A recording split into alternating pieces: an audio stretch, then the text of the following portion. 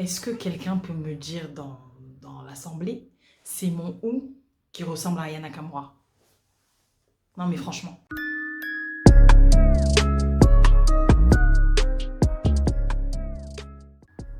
La gente.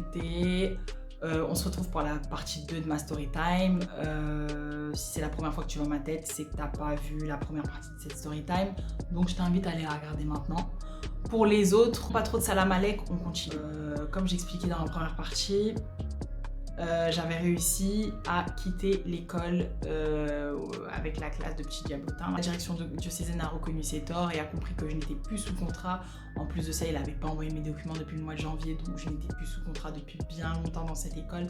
Donc je n'avais pas à y retourner. Je travaillais juste le soir au centre social le jeudi, mais en fait c'était mon jour off, clairement, parce que le dimanche, je n'avais pas de temps pour me reposer parce que je préparais ma semaine. Et le reste du temps, je travaillais au centre social, donc les soirs, le mercredi et le samedi. Et lundi, mardi, jeudi, vendredi, j'étais à l'école. Donc clairement, j'avais pas de temps pour me reposer et je commençais à ressentir physiquement cette fatigue, cet épuisement. Je me suis dit, bien, j'ai mon jour off. Maintenant, voilà, tout va bien se passer jusqu'en juillet et c'est cool. Sauf que là, voilà, clairement, on a tout compris à ce moment-là que en fait j'allais rester jusqu'en juillet et qu'il allait falloir préparer vraiment les choses. Il fallait s'organiser, commencer à diviser vraiment les matières, commencer à bien faire les choses pour travailler sereinement jusqu'au mois de juillet. Voilà, je revois un peu toutes les instits, clairement je revois que les instits de l'école de mes neveux. Celle du lundi, à ce moment-là, de toute façon je l'ai jamais vue, je l'ai jamais entendue. Donc le lundi, je vais dans l'école. C'était le jour où tout a basculé.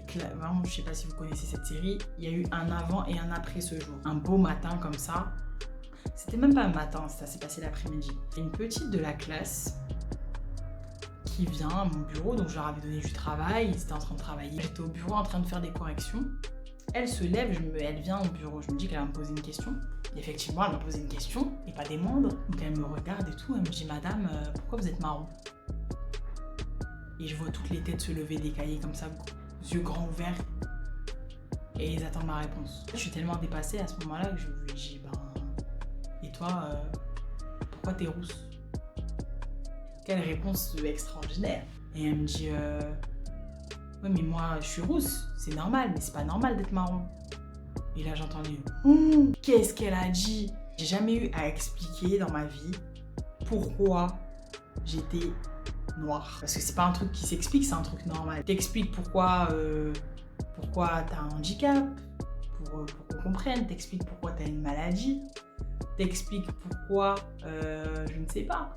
T'expliques pas pourquoi t'es normale en fait. Tu vois un peu ce que je veux dire? Moi je l'ai pris comme ça. C'est une normalité d'être noire, c'est pas une différence. Je lui dis mais en fait, c'est tout à fait normal d'être noire comme c'est tout à fait normal d'être rousse. Mais j'abrège le truc parce que je sais pas quoi dire. Je lui dis juste, voilà. Et maintenant, retourne faire tes exercices. Elle commence à s'exciter. Mais oui, mais pourquoi? Elle commence à crier et tout. Mais les autres, ils étaient tellement choqués. Il y en a un mec qui lui a dit mais arrête, mais va t'asseoir. Mais qu'est-ce que tu racontes et tout? Ils étaient choqués. Et elle est partie s'asseoir. À ce moment-là, je pense que les enfants de la classe s'attendaient à ce... Parce que pour eux, c'était un truc de fou. Mais clairement, c'était un truc de fou ce qu'elle venait nous dire. Certes, elle est en CE1. En CE1, t'as quel âge? T'as 7 ans? 7 ans, 8 ans. Clairement c'est raciste ce qu'elle voulait dire, mais je sais qu'elle n'en avait pas conscience que c'était raciste. Certains dans la classe en avaient conscience et c'est pour ça qu'ils lui ont demandé de se taire et d'arrêter ses bêtises et d'aller s'asseoir. Mais elle-même, je pense qu'elle n'a pas compris ce qu'elle était en train de faire. Elle était dans l'euphorie du moment, je sais pas ce qui lui arrivait, est-ce qu'elle avait mangé à midi? Parce elle avait un comportement, elle était hyper excitée. Du coup, à ce moment-là, tellement c'était un truc de ouf ce qu'elle venait de dire, les autres élèves, je pense qu'ils s'attendaient à ce que je sanctionne, à ce que je lui crie dessus, à ce que j'appelle la directrice. Ils s'attendaient à quelque chose, à une sanction clairement. Je lui ai juste expliqué les choses et je n'allais pas la punir pour quelque chose dont elle n'avait pas conscience. Donc je ne l'ai pas sanctionnée clairement. Et en faisant ça, j'ai enterré le respect qu'ils avaient pour moi, je crois. On a enterré ensemble le respect qu'ils avaient pour moi. Ils se sont dit, attends, clairement, elle l'a insulté. La maîtresse n'a rien dit. Vous allez dire, on peut faire des trucs de ouf ici. Vous allez dire, c'est la vie d'un loca, on va jamais se faire punir. Donc j'en parle quand même à la directrice parce que quand même, c'est un truc relativement grave. J'en parle et ce qu'elle trouve à me dire, c'est tu aurais dû rebondir sur un jeu sur la différence. À ce moment-là, je suis pas d'accord. Je lui dis mais non, moi je peux pas faire un jeu sur la différence parce que faire un jeu sur la différence pour moi, ça veut dire admettre que ce n'est pas normal d'être noir. Et je vais devoir expliquer pourquoi moi je suis noire et pourquoi vous l'êtes pas, tu vois. Comme si c'était moi qui étais différente de vous, alors qu'en fait on est tous différents. Mais en fait moi je m'exclus du truc et je dois expliquer pourquoi je suis noire. Elle me dit parce que moi apparemment elle a adopté des enfants asiatiques, moi j'apprends à mes enfants que...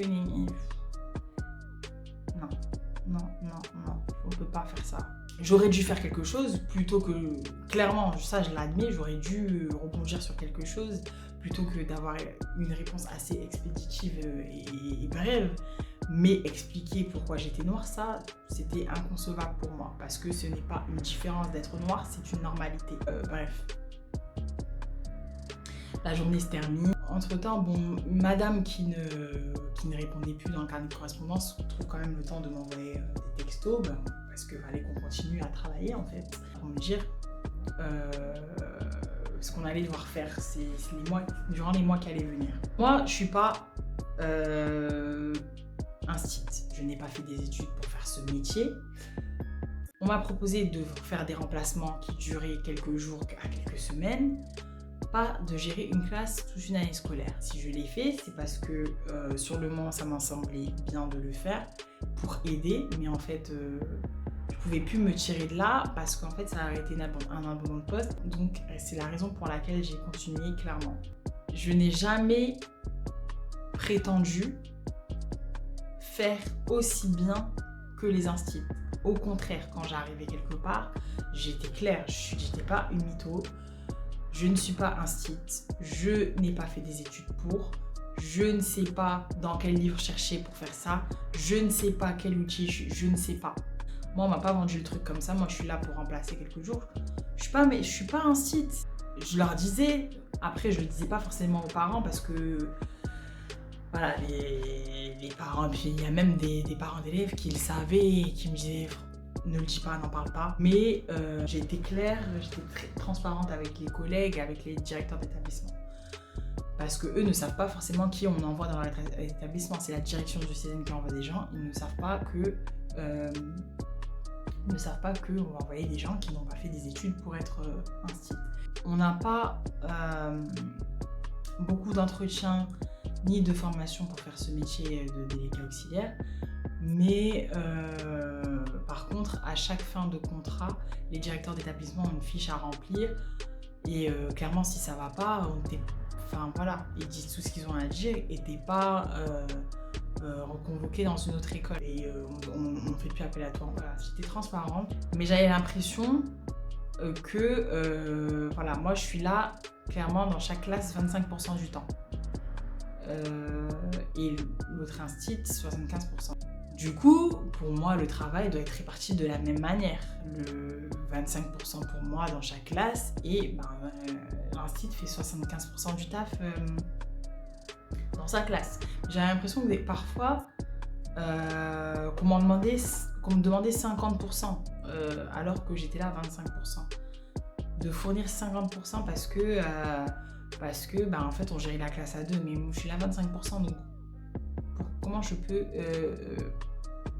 intervenir dans la classe et gérer la classe et travailler dans la classe à 50%. C'est pas possible. Je me rends compte clairement que le lundi de la semaine d'après, le comportement des enfants est totalement différent. Ils se permettent de faire des blagues bizarres, pas drôles, il manque un peu de respect. Ils travaillent plus dans les mêmes conditions, dans les conditions dans lesquelles ils travaillaient avant. Ils sont plus aussi calmes, ils me testent. C'est même pas ils me testent, c'est qu'en fait ils ont décidé que maintenant ça allait être comme ça dans la classe. Ça fait des mois que ça se passe bien avec des personnes et et que d'un coup, changement de comportement, tu comprends pas. Déjà, j'étais fatiguée. Je me suis dit, oh, c'est quoi encore le bordel? J'ai réglé ça, il y a autre chose qui arrive. J'étais affectée par d'autres événements en parallèle. Et du coup, j'étais plus aussi réceptive. En fait, je m'énervais plus vite ce jour-là. Clairement, même les élèves les plus sages ont fait un gros bordel. Ce que j'ai fait, c'est que j'ai donné une punition collective. Ils ont été horribles. Des petits commentaires sur ma manière de m'habiller et tout. Mais clairement, tu sentais que ça venait pas d'eux. Et en fait, à partir de là, j'ai compris qu'il y avait pas mal de choses qui disaient qu'ils venaient des parents. Ah, ils me faisaient grave chez eux. Ils me faisaient très, très, très grave. Ça me critiquait de fou à la maison. Et jusque-là, je vous ai dit que je voyais les visages serrés des parents, mais les enfants, ils n'avaient pas dérapé, en fait. Et ils ont attendu, il y a eu une ouverture, je leur ai laissé la porte ouverte, en fait, avec ce truc-là de ne pas sanctionner la petite. Et ils sont rentrés. À partir de là, j'entendais tout ce que les parents disaient sur moi à la maison. Il y avait toujours quelque chose. Chaque lundi, je prêtais l'oreille. Ma mère, elle a dit, mon père, il a dit que ça allait du physique à ma manière de travailler, à mes origines. On parlait de moi, mais vraiment mal à la maison. À partir du moment où tes parents parlent mal de la maîtresse à la maison et en gros qui te laissent de la critiquer aussi, parce que ça se trouve les enfants, moi je sais pas ce qu'ils disaient, s'ils me défendaient, s'ils me critiquaient aussi avec leurs parents. À partir du moment où les parents sont dans la connivence, c'est mort. Enfin, ils vont plus avoir peur de moi. Ce jour-là, ils ont été tellement horribles, même les élèves les plus sages, que j'ai donné une punition collective. C'était 30 fois de je ne dois pas, je sais plus. 30 fois, et j'aurais dit, si je vous entends encore, parce qu'ils faisaient la punition, mais je les entendais encore pour tester la vie d'Aloca. J'ai dit, si je vous entends encore, ça va être 50 fois. Donc là, ils se sont calmés.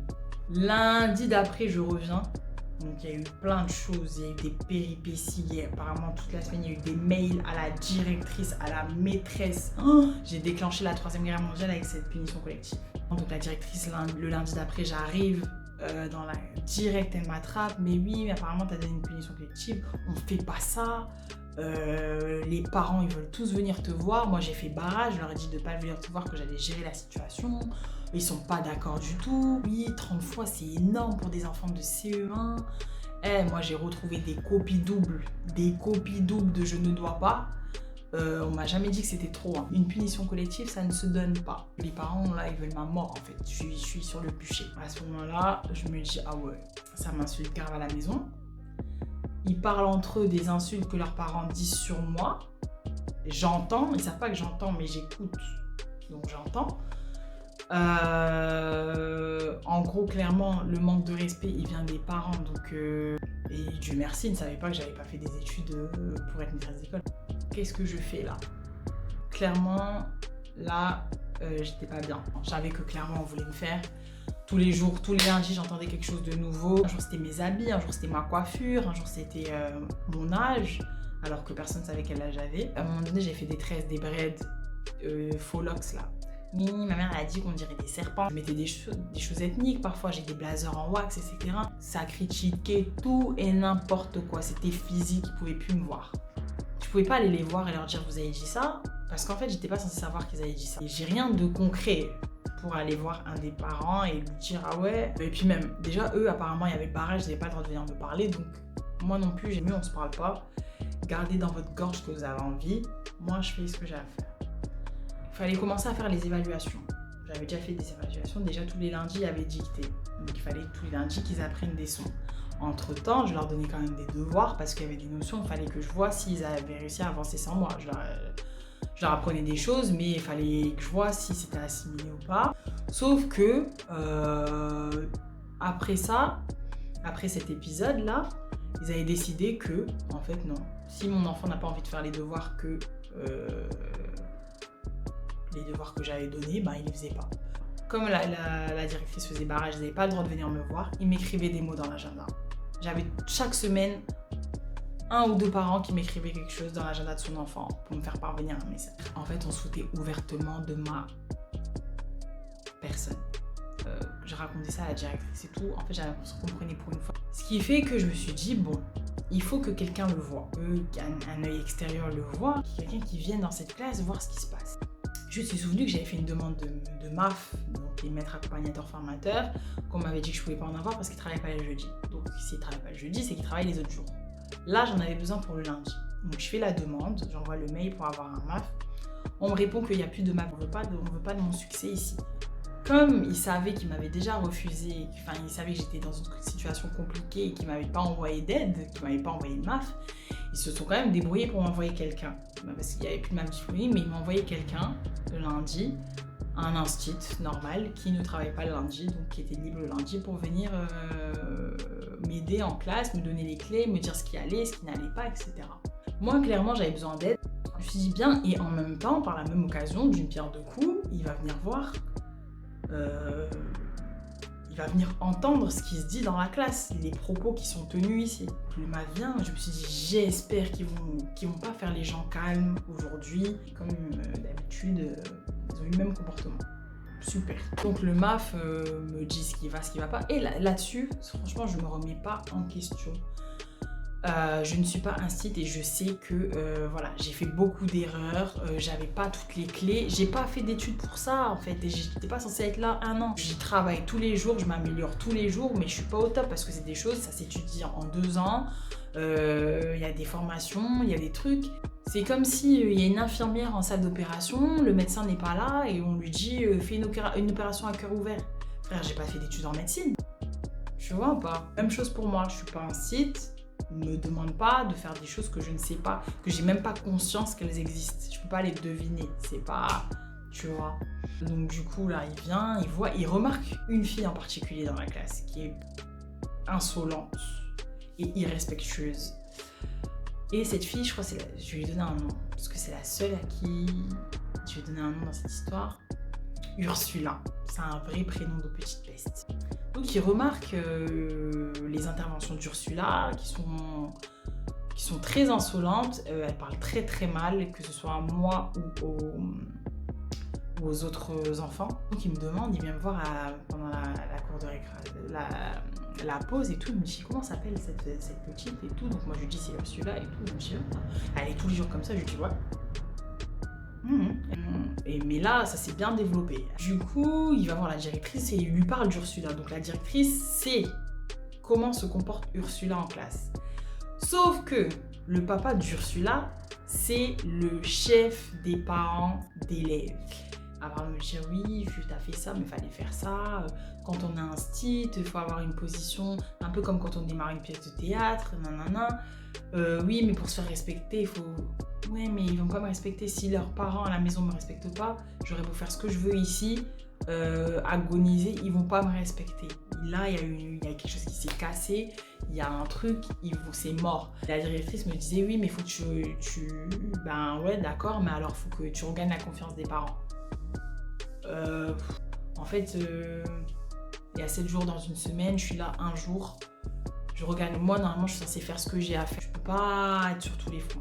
Moi, tant que ce que je dois apprendre à leurs enfants, je leur apprends et qu'ils arrivent à faire leurs évaluations correctement.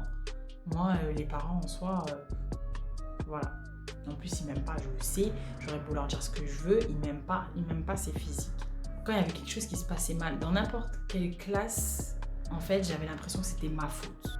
Dès qu'il y avait quelque chose qui allait pas, c'était forcément parce que c'était moi qui étais là. Même si un enfant, un jour où j'étais pas là, il avait mal mangé à la cantine, on allait dire mais oui, mais c'est peut-être parce que en fait, déjà, c'était dur, j'étais pas considérée comme la maîtresse. Tout s'était bien passé jusqu'à présent parce que j'avais eu des classes pendant toute la semaine, donc j'étais la maîtresse. Là, d'être un seul jour dans chaque classe, la référence c'était l'instit qui était là les 3 autres jours. T'as un certain caractère et quand tu fais des jobs où en fait tu gères des choses, quand t'es personne comme ça, qu'on te dénigre entre guillemets, c'est chaud, tu prends un coup.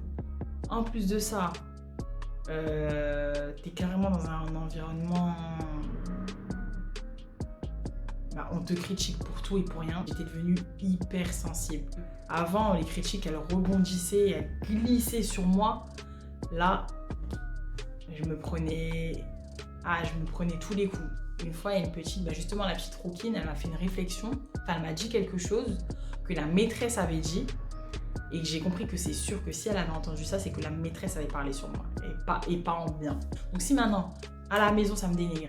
La personne avec qui je travaille, elle me dénigre. Bien sûr qu'ils ne vont pas me respecter. Vous leur donnez les armes pour me planter. Je me disais, ah ouais. Je me disais, bon, maintenant, qu'est-ce que je fais? Il y a des choses assez graves quand même qui se passent. Est-ce que je contacte la direction diocésaine? Mais attends, je vais leur dire ça, ils vont me prendre pour une folle. En plus, j'ai déjà eu des soucis avec l'école du jeudi, là.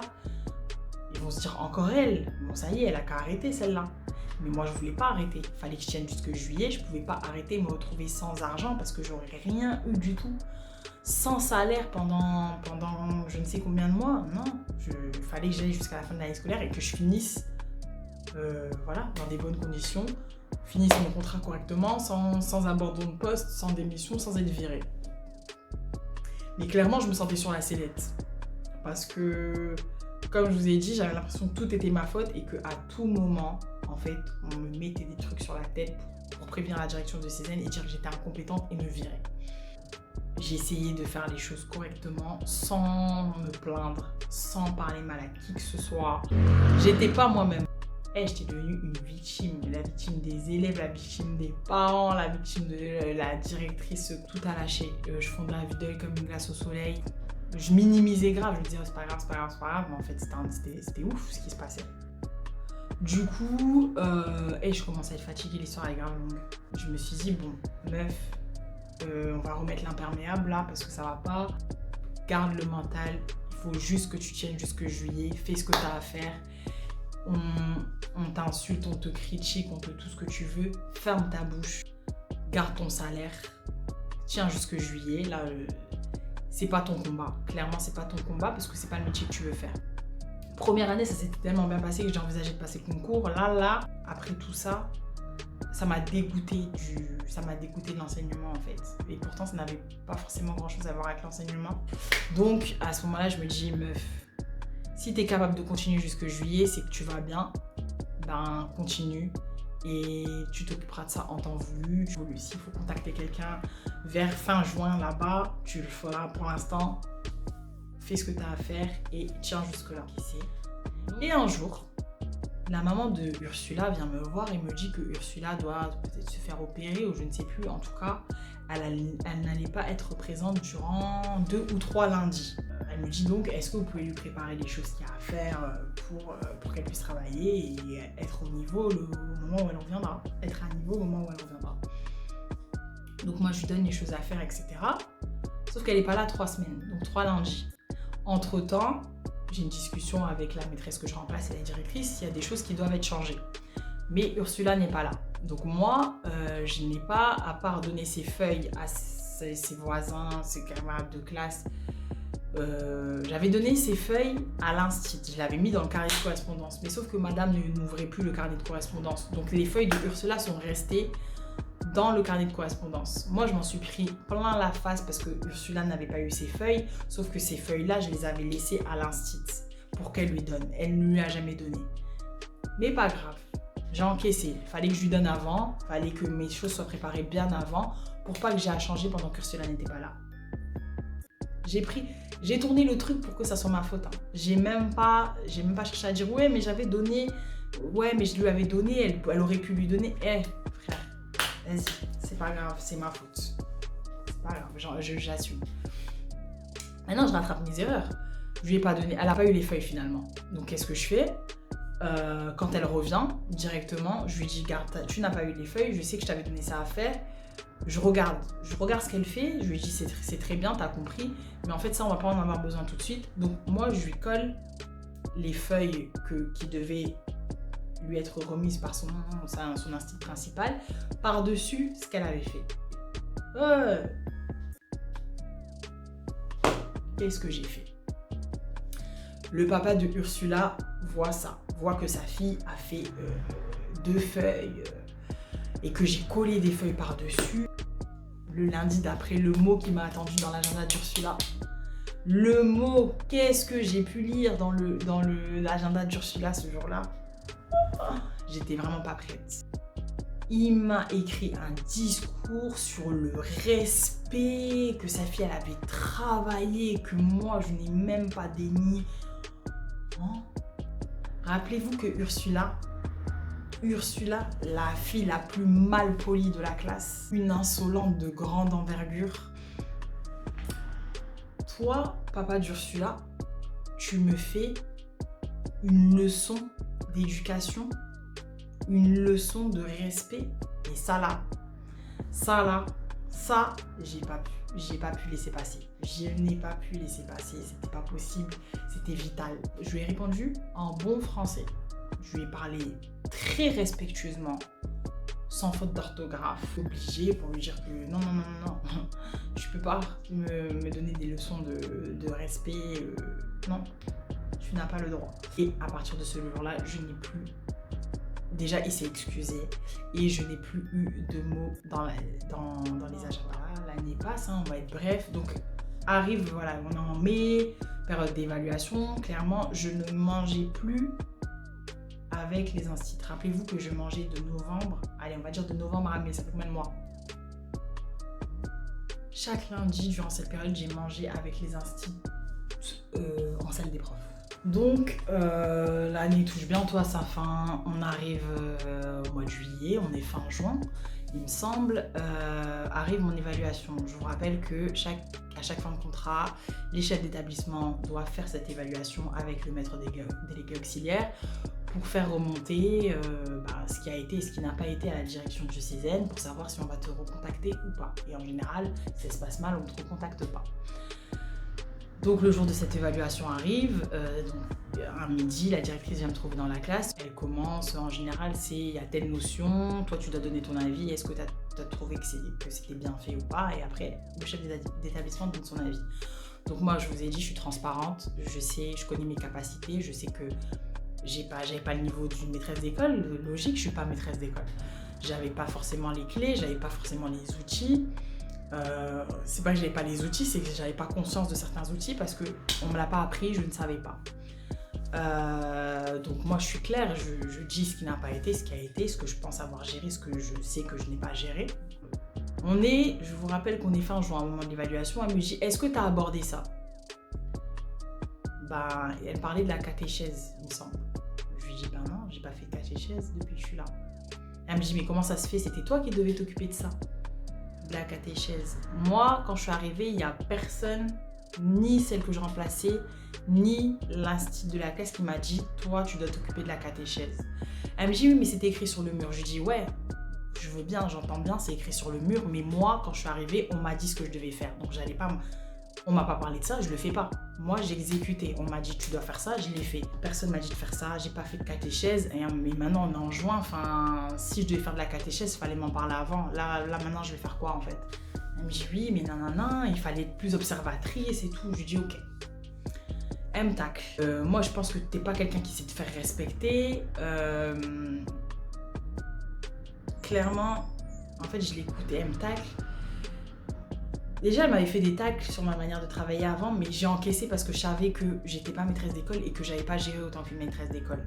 Donc, sur ça, j'ai même pas parlé. Je l'ai laissé dire. Elle disait des choses vraies, comme elle disait des choses très fausses, mais je l'ai laissé dire. Maintenant, là, tu m'attaques sur des trucs. On n'est plus dans... Ça n'a plus trop de rapport avec maîtresse d'école. Je lui dis écoutez, moi ça va faire bientôt 10 ans que j'ai mon BAFA.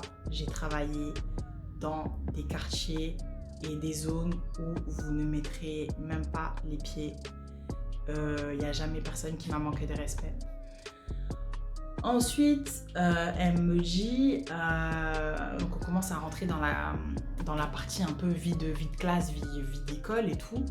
Oui, les collègues disent que tu ne t'es pas intégré, tu ne mangeais même pas avec nous le lundi,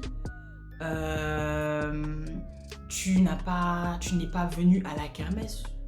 Moi, déjà au moment, elle a continué à parler. Déjà, je me suis arrêtée au moment où elle a dit tu ne mangeais même pas avec nous le lundi. Au moment où elle a dit ça, j'ai regardé partout, je me suis dit, elle est où la caméra? C'est une blague. Donc moi, j'ai mangé avec vous de novembre à mai. D'accord, à partir de mai, j'ai arrêté de manger avec vous. J'avais trop de choses à faire. Franchement, si je me permettais d'aller manger avec vous, j'aurais pas pu faire mes corrections. Moi, je peux pas venir à l'école à 5h du matin, partir à 19h. C'était mon temps où je corrigeais. Rappelez-vous que je travaille le soir. Voilà, je pouvais pas m'éterniser le soir à l'école. Donc oui, je prenais mes 2 heures là, je grignotais et je corrigeais. Mais de novembre à mai, j'étais avec vous. Donc les Men in Black sont venus vous effacer la mémoire, c'est comment? Donc vous avez oublié 5 mois où il y avait mes narines devant vos assiettes. C'est une blague. Elle me dit, et elle continue de parler, oui, t'es pas venu à la kermesse, lui. Mais attends, clairement, je sais que tu m'aimes pas. Moi, je t'aime pas. J'aime pas. Les parents m'aiment pas. Et on s'aime pas. Je vais venir à la kermesse pour faire quoi? Je suis pas hypocrite. Je suis pas quelqu'un d'hypocrite. Je suis pas quelqu'un qui sait faire semblant, moi. Faut savoir hein, que je n'ai pas manqué un événement de l'école de mes neveux. Non pas parce que c'était l'école de mes neveux, mais parce qu'il y avait une vie d'école. Parce que mes collègues, je discutais bien avec mes collègues, parce que je discutais bien avec les parents, parce que les enfants m'ont donné envie de venir regarder ce qu'ils ont fait, ce qu'ils ont produit le jour, par exemple le jour de la kermesse. Parce que voilà, je me sentais bien dans cette école, et j'étais bien accueillie, on m'a bien traitée. Donc forcément, tu crées des liens et tu as envie de venir aux événements, tu as envie de partager des choses avec ces gens-là. Chez vous, il n'y avait pas tout ça. J'allais venir partager quoi? Plus, je sais pas, j'allais dire le prénom. Mamie dit qu'elle te propose son aide tous les midis et que tu refuses. En fait, tu fais celle qui refuse son aide et tout. Là, j'ai failli m'étouffer. Mamie, il n'y a pas un lundi où avant d'aller manger, je n'ai pas travaillé avec elle. Toute l'aide qu'elle m'a proposée, tout le matériel qu'elle m'a proposé, tout ce qu'elle m'a proposé, j'ai toujours accepté. Parce que toute aide était bienvenue en fait. Donc pourquoi aller mentir et dire que je refuse ton aide et dire que je fais la meuf qui n'a pas besoin des gens alors que c'est faux. Certes, je le fais des fois dans la vie, mais pas avec toi. Quand elle m'a dit ça, je me suis dit, ah ouais, quand même, hein, là on est sur du haut level dans la mythomanie. À ce moment-là, j'ai compris qu'elles étaient mauvaises et que les environnements de travail où il y a beaucoup de femmes, c'est pas bon. Mais mauvaise, pourquoi? Qu'est-ce que je leur avais fait? Je sais pas. Je ne sais pas. On m'a dit oui, les collègues en plus disent que même à la récréation, tu t'assois pas avec elle et tout. J'avais envie de dire, mais bien sûr que je m'assois pas avec elle.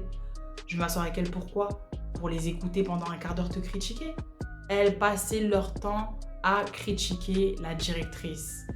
Elles passaient leur temps à ça. Elles passaient tellement leur temps à ça qu'il y a une intervenante comme moi, qui était là peut-être un jour dans la semaine, qui est partie lui dire à la directrice ce que les maîtresses disaient. Moi, je suis pas dans ça. Hein. Moi, j'allais aller critiquer avec vous la directrice, puis le jour où ça allait péter, on allait tout mettre sur ma tête. J'écoutais, ça rentrait là, ça sortait pas par là, ça restait bien là.